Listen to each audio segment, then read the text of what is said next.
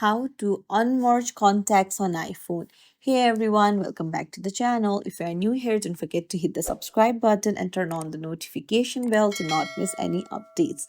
So today I'm going to show you how to unmerge or unlink contacts on an iPhone.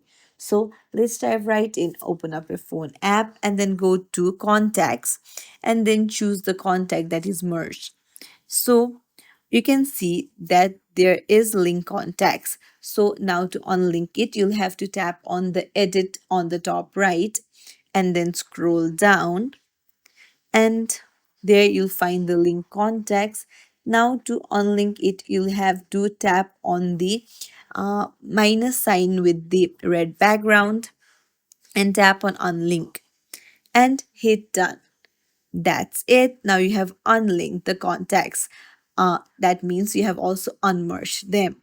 If you found this tutorial helpful, don't forget to like and subscribe to our channel. Thank you for watching.